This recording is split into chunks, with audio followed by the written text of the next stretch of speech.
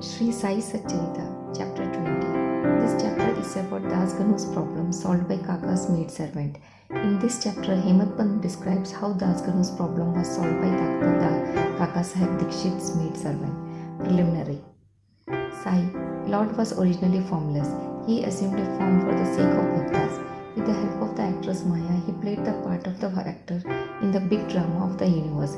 Let us remember and visualize Shri Sai. Let us go to Shirdi and see carefully the programs after the noon Aarti.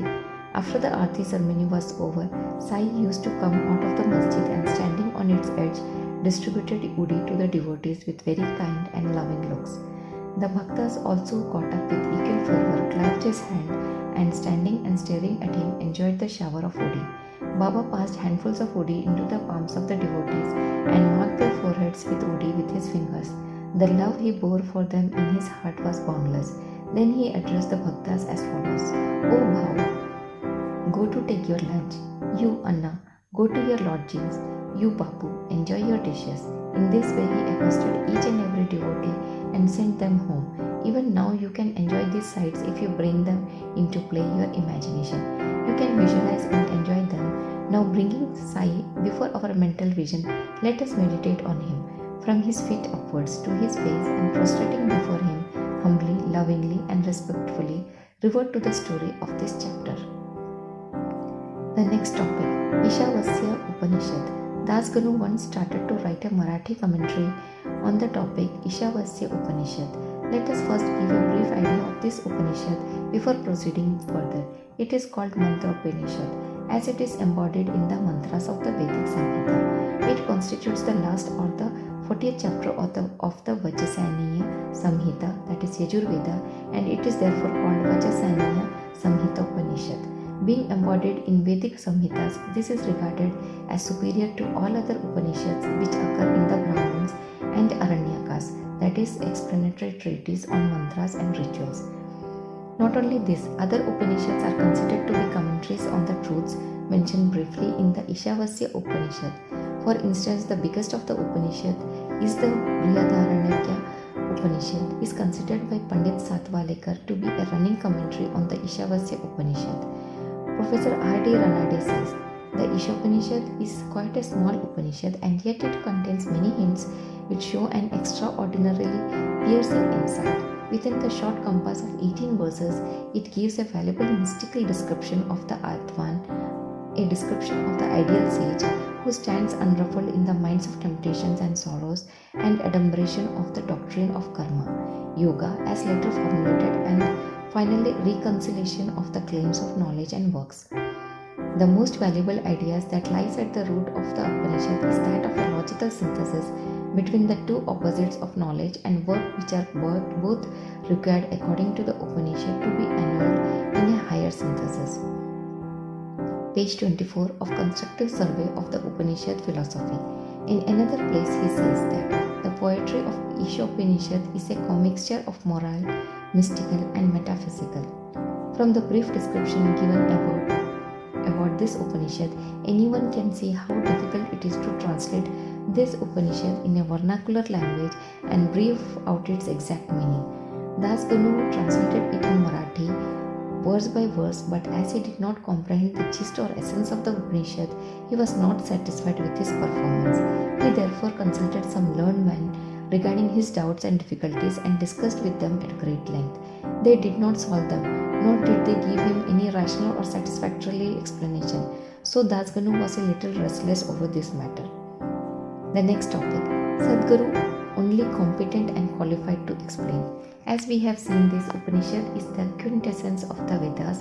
It is the science of self-realization. It is the scythe or weapon which can rend asunder of the bondage of life and death and make us free. Therefore, he thought that he who has himself attained self-realization can only give him the true or correct interpretation of the Upanishad. When nobody could satisfy Das Ganu, he resolved to consult Sai Baba about this. When he got an opportunity to go to Shirdi, he saw Sai Baba prostrated himself before him and mentioned his difficulties about the Ishavasya Upanishad and requested him to give the correct solution.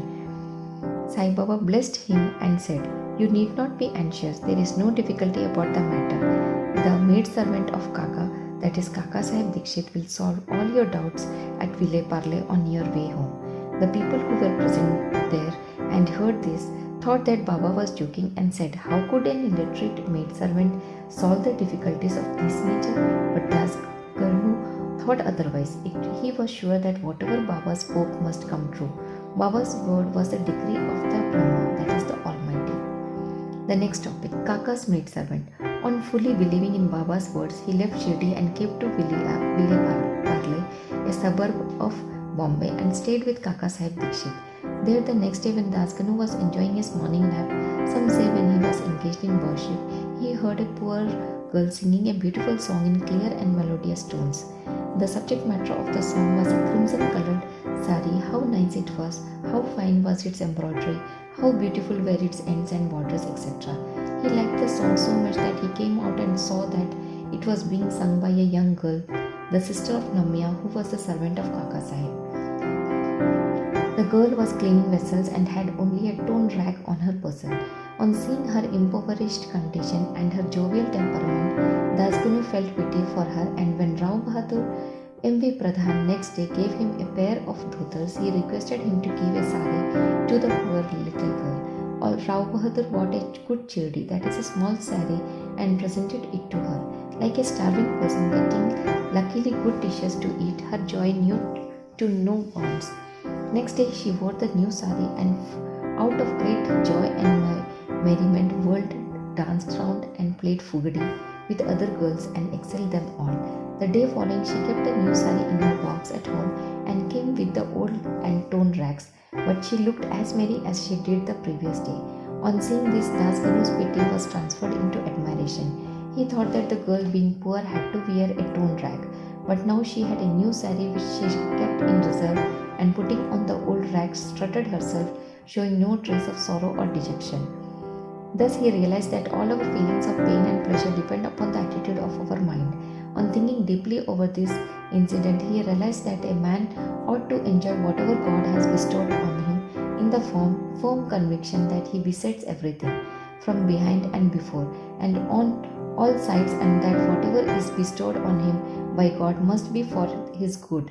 In this particular case, the impoverished condition of the poor girl, her torn rag and the new sari, the donor, the dance and the acceptance were all parts of the Lord and pervaded by him. Hence Dasganu got a practical demonstration of the lesson of the Upanishad, the lesson of contentment with one's own lot in the belief that whatever happens is ordained by God and is ultimately good for us.